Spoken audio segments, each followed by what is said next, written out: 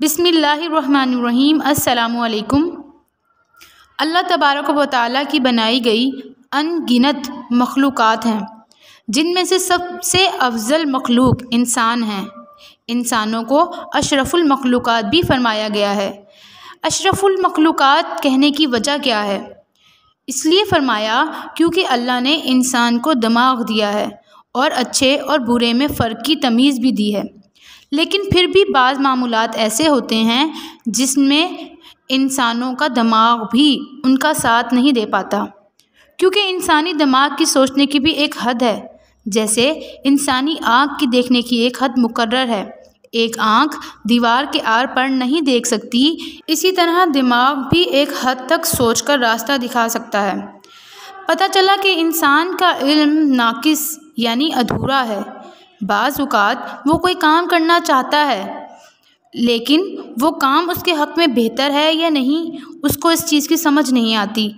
لیکن مومن کا تعلق ایک ایسی ذات سے ہوتا ہے جس کا علم کامل ہے یعنی مکمل ہے، اور وہ اس ذات سے مشورہ کر لیتا ہے اور درخواست کرتا ہے کہ اگر وہ کام اس کے حق میں بہتر نہیں ہے تو وہ اس کو اس کام سے دور کر دے۔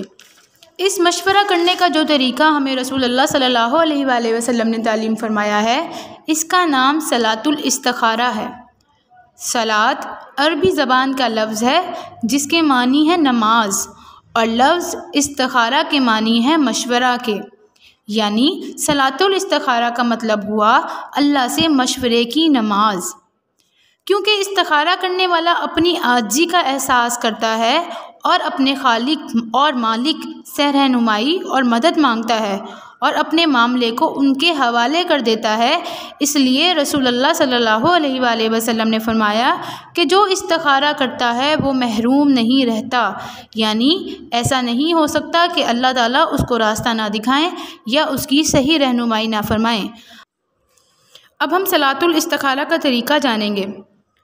اگر کوئی کام پیش آئے مگر اس کے کرنے یا نہ کرنے میں شک ہو اور فیصلہ بھی نہ کر سک رہا ہو کہ میں یہ کام ابھی کروں یا نہ کروں یا کچھ دنوں کے بعد کروں، مثال کے طور پہ شادی کا معاملہ ہو یا سفر پہ جانا ہو یا ملازمت کا کوئی معاملہ ہو یا کوئی نیا کاروبار شروع کرنا ہو، تو اس ایسے شخص کو چاہیے کہ 2 رکعت نفل ادا کرے استخارہ کی نیت کر کے، اور اس کے بعد یہ دعا پڑھے۔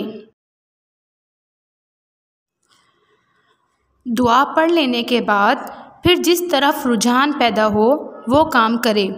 اس کے لیے نیند لینا اور پھر خواب میں جواب دیکھنا ضروری نہیں، بس دل میں جس طرف ارادہ پکا ہو جائے وہی استخارے کا جواب سمجھا جائے، اور اگر پھر بھی بے چینی کی کیفیت ہو یعنی کسی طرف ارادہ پکا نہ ہو دل کا، تو پھر سے استخارہ کرے، اور جب تک کسی ایک طرف دل مطمئن نہ ہو جائے استخارہ کرتا جائے۔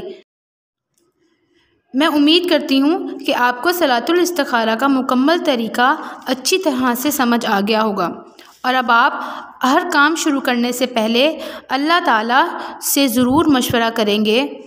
مجھے دعاؤں میں یاد رکھیے گا۔ اللہ حافظ۔